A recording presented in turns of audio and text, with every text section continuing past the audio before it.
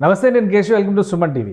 ఆంధ్రప్రదేశ్లో అటవీ శాఖ అధికారులకి ఆయుధాలు ఇవ్వబోతున్నారా? ఎందుకంటే అటవీ శాఖలో జరుగుతున్నటువంటి అనేక అవకతవకలకి ప్రధానమైనటువంటి కారణం ఆ శాఖని బలోపేతం చేయకపోవడమే అనేటువంటి అభిప్రాయంతో ఆ శాఖ మంత్రి పవన్ కళ్యాణ్, ఆంధ్రప్రదేశ్ ఉప ముఖ్యమంత్రి పవన్ కళ్యాణ్ ఉన్నారనేటువంటి సమాచారం ఇప్పుడు ఆసక్తికరంగా మారింది.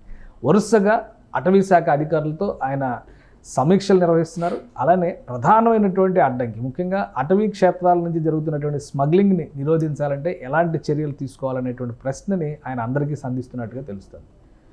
ఏం చేయబోతున్నారు పవన్ కళ్యాణ్ ఈ విషయంలో అనేటువంటి అంశాన్ని విశ్లేషించే ప్రయత్నం చేద్దాం. మనతో పాటు పొలిటికల్ అనలిస్ట్ చందు శ్రీనివాస్ గారు ఉన్నారు. చందు శ్రీనివాస్ గారు నమస్కారం. నమస్కారం అండి. అటవీ శాఖ పైన ఆల్మోస్ట్ ఒక 5-6 రివ్యూలు జరిగినాయి ఈ నెల రోజుల్లోనే. నిన్న కూడా మొదటి నెల పక్కన పెట్టేస్తే ఈ ఒక్క నెల రోజుల్లోనే ఆయన 5-6 రివ్యూలు చేశారు. ప్లస్ ఎవరైతే అటవీ అధికారుల పట్ల దురుసుగా ప్రవర్తిస్తున్నారో వాళ్ళని ఎట్టి పరిస్థితుల్లో ఉపేక్షించబోమని కేసులు పెట్టమని కూడా ఆదేశాలు ఇచ్చారు. ఎలా చూడాలి? అటవీ శాఖ పైన ఎందుకు అంత ఫోకస్ స్పెసిఫిక్గా పవన్ కళ్యాణ్ గారు పెడుతున్నారు? డెఫినెట్గా అండి, అడవులను మనం సంరక్షించుకోకపోతే చాలా ఇబ్బందులు గురవుతాం. ఇప్పుడు వాయనాడు చూడండి, కేరళలో వందల సంఖ్యలో చనిపోయారు. దానికి అక్కడ మైనింగ్ పాటున అడవుల్ని ఇచ్చేయటం వల్ల ఈ పరిస్థితి అని చెప్పేసి చాలామంది మేధావులు చెప్పారు, కానీ వినలే వాళ్ళు. ఈరోజు మనం చూస్తున్నాం. అదేవిధంగా పక్కన ఉన్న కర్ణాటక చూసుకోండి, రోడ్లు డివైడ్ పెడుతూ వృక్షాలను అందరూ 100 సంవత్సరాల వృక్షాలను తీసేస్తున్నారు. అంటే ప్రకృతి మనం చేతిలో తీసుకోకూడదండి. ప్రకృతిని విధ్వంసం చేస్తే పరిణామాలు ఇలానే ఉంటాయి.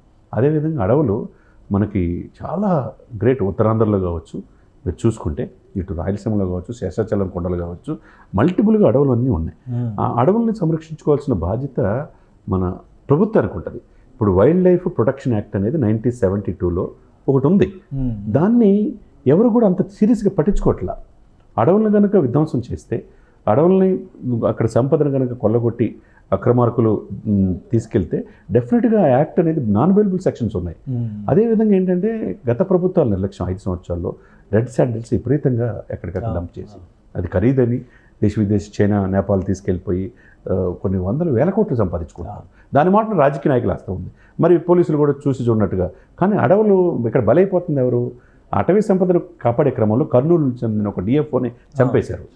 ఇకపోతే శేషాచల కొండలో అయితే తమిళనాడు నుంచి వచ్చిన అక్రమంగా ఇది చేసే ఈ అడవి దొంగలు ఏదైతే వీళ్ళు ఉంటారు కదండి, వాళ్ళు వీళ్ళ భయందాలకు గురి చేసేసి వాళ్ళ దగ్గర ఆయుధాలు ఉంటాయి, వాళ్ళని ఇబ్బంది పెడితే వాళ్ళు చనిపోతే, ఇప్పుడు ఫారెస్ట్ డిపార్ట్మెంట్లో ఉన్న వాళ్ళు అడవులు రక్షించే వాళ్ళ పరిస్థితి ఏంటి? వాళ్ళకి ఆయుధాలు ఇవ్వాల్సిన అవసరం ఉందా లేదా అనేది ఇప్పుడు వస్తున్నది. ఇప్పుడు పవన్ కళ్యాణ్ గారు దీని మీద దృష్టి పెడతాం అనేది ఒక మంచి పరిణామంగా మనం భావించాలి. పవన్ కళ్యాణ్ గారు ఇప్పుడు అటవీ శాఖ అనగానే అటు రాయలసీమ ప్రాంతంలో మీరు అన్నట్టుగా రెడ్ శాండర్స్ ఇష్యూ ఉంది, ఇటు ఉత్తరాంధ్రకు వచ్చేసరికి ఏఓబి సరిహద్దులో గంజాయి సమస్య ఉంది, మధ్యలోనేమో మ్యాంగ్రూవ్స్ అంటే ఈ మడ అడవులు జరుగుతున్నటువంటి ఇష్యూ ఉంది. వీటిని అడ్రస్ చేయాలంటే ఆయుధాలు కంపల్సరీ అవుతాయా? ఎందుకంటే ఇప్పుడు గంజాయి విషయంలో చాలా వరకు పెట్రోలింగ్ ద్వారా నివారించవచ్చు అంటున్నారు. ఒక ఎర్రచందనం విషయంలోనే కొద్దిగా సివియారిటీ ఉంది అంటున్నారు. మడ అడవుల విషయంలో ఆక్రమణల ప్రభావమే ఎక్కువ ఉంది. అంటే చట్టాన్ని అమలు చేసేటువంటి ప్రయత్నంలో అధికార యంత్రాంగం ముందుకెళ్తే ఆయుధాలతో పని లేకుండా వీటన్నిటిని పరిరక్షించడానికి అవకాశం ఉంటుందా? లేదండి, ఇక్కడ ఆయుధాలను ఉంటే ఒక భయం అనేది ఉంటుందండి. ఇప్పుడు అడవులు ఏమనుకుంటారంటే పోలీసులు అంటే ఆయుధాలు ఉంటాయి తప్పితే ఫారెస్ట్ అంటే ఆయుధాలు ఉండవు, మనం ఇష్టానుసారంగా మనం కొల్లగొట్టవచ్చు అటవీ సంపద అనే రీతిలో వీళ్ళు దొంగలు అయిపోయారు ఇక్కడ.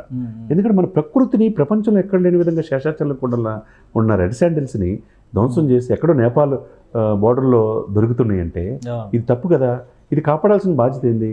పోలీసులు వాళ్ళ ప్రాణాలను సైతం పరంగా పెట్టి వాళ్ళు కూడా ఉద్యోగులే కదండి. వాళ్ళకి ఆయుధాలు లేకపోతే ఎట్లా? గతంలో ఒక ప్రయత్నం అనేది జరిగింది టీడీపీ హయాంలో, దానికి ప్రత్యేకంగా స్క్వాడ్ వేశారు, వాళ్ళకి ఆయుధాలు ఇస్తామని చెప్పి అన్నారు. తర్వాత ఈ 5 సంవత్సరాల కాలంలో వైసీపీ ప్రభుత్వంలో ఎక్కడ చూసినా విపరీతంగా స్మగ్లింగ్ అనేది ఎక్కువైపోయింది తప్పితే వాళ్ళు అనేక మారు కర్నూలులో అతను చనిపోయాడు అటవీ శాఖ. ఇది కరెక్ట్ కదా. తెలంగాణలో కూడా చనిపోయారు. తర్వాత ఇక గ్రీన్ కో అనే సంస్థలు కూడా అటవీ సంపదను కొల్లగొడతా ఉంది. ఇకపోతే నిన్న ముఖ్యంగా చూసుకుంటే అండి, పల్నాడు విజయపూర్ సౌత్ రేంజ్లో వన్యప్రాణుల్ని అక్రమంగా తీసుకెళ్లే క్రమంలో వాళ్ళ సిబ్బంది ఆపారు.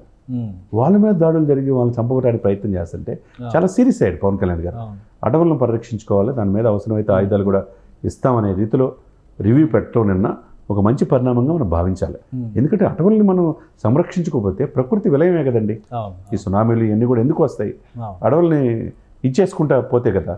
ఏదైనా మీరన్నట్టు గంజాయి ఈ బార్డర్ దాటి మీరు అన్నట్టు గంజాయి ఎక్కువైపోతుంది. చిన్నపిల్లలు 6-7 తరగతులు గంజాయి.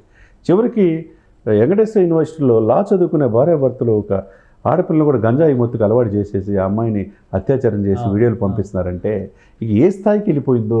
విశ్వవిద్యాలయాలు గంజాయి, స్కూళ్ళలో గంజాయి, కాలేజీలోనూ గంజాయి, ఇక డాక్టర్లకి గంజాయి అలవాటు చేసుకుంటే ఇది ఉక్కుపాదంతో అణిచివేయాల్సిన పరిస్థితి ఉంది. అదే సమయంలో అడవులను కూడా వైల్డ్ లైఫ్ ప్రొటెక్షన్ యాక్ట్ 1972ని గట్టిగా ఇంప్లిమెంట్ చేయాలి.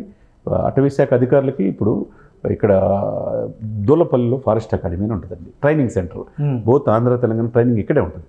ఫారెస్ట్లను ఎలా రక్షించుకోవాలా, ఫారెస్ట్ ఎడ్యుకేషన్ ఏంటి, చిల్డ్రన్స్ అండ్ ఫారెస్ట్ ఎడ్యుకేషన్ ఏ విధంగా ఉండాలని ట్రైనింగ్ ఇస్తుంటారు. మరి ఇచ్చినప్పుడు వాళ్ళు అటవీ శాఖలకి సమర్థవంతంగా పనిచేయాలంటే, వాళ్ళు ప్రాణాలు కాపాడుకోవాలంటే వాళ్ళకి ఆయుధాలు కంపల్సరీ కావాలి. దీని మీద అటవీ శాఖ మంత్రిగా, ఉప ముఖ్యమంత్రిగా పవన్ కళ్యాణ్ గారు దృష్టి పెట్టినట్టు తెలుస్తుంది. అదే జరిగితే కనుక మన అటవీ సంపదను మనం కాపాడుకోవడానికి 100% అవకాశం ఉంటుంది. అటవీ శాఖని ఇంకొక రకంగా కూడా, అంటే కేవలం ఈ వన్యప్రాణి పరిరక్షణ అలానే వన సంరక్షణ రెండో ఒక ఆస్పెక్ట్ అయితే పర్యాటక పరంగా అభివృద్ధి చేయాలి. ఈ మధ్య నిన్న కాక మొన్న సేవ్ టైగర్స్ ఇష్యూ మనం చూసాం.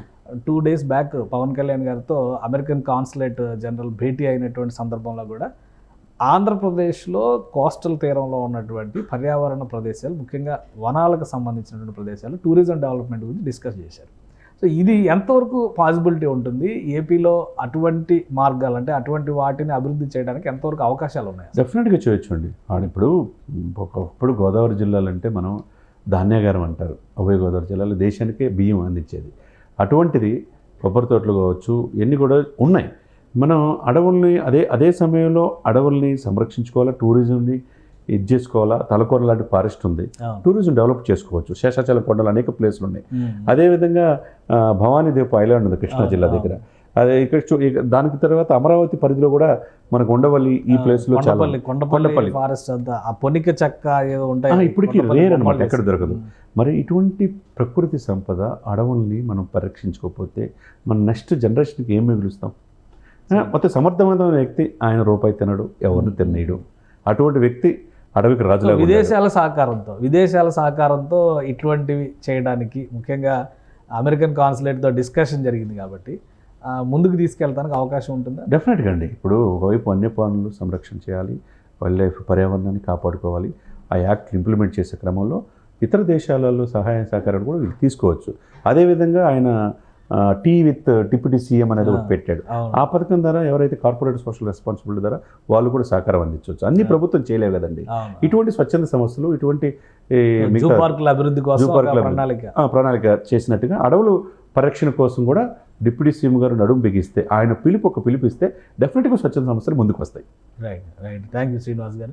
ఇది ఆంధ్రప్రదేశ్లో అడవుల పరిరక్షణ అలానే అడవుల్ని సుందరమైన పర్యాటక ప్రాంతాలుగా మలిచేందుకు కావాల్సినటువంటి వ్యూహరచన రాష్ట్ర ప్రభుత్వం చేస్తుంది. ఈ క్రమంలోనే ఉప ముఖ్యమంత్రి పవన్ కళ్యాణ్ అటవీ శాఖ పైన ఎక్కువ ఫోకస్ పెట్టారు. అలానే అమెరికా ప్రతినిధితో కూడా అటవీ పర్యావరణ అభివృద్ధిపైనే ఆయన చర్చలు జరిపినట్టుగా సమాచారం అవుతుంది. అవసరమైనటువంటి పక్షంలో స్మగ్లింగ్ని నివారించడానికి కావలసినటువంటి పరిమిత సంఖ్యలో ఆయుధాలని సమకూర్చేందుకు కూడా ప్రభుత్వం వెనకాడబోదు అనేటువంటి సంకేతాలు చాలా స్పష్టంగా రాష్ట్ర అటవీ శాఖ ఇస్తున్నట్టుగా చంద్ర శ్రీనివాస్ గారు చెప్తున్నారు. ఇది స్పెషల్ డిస్కషన్. Keep watching.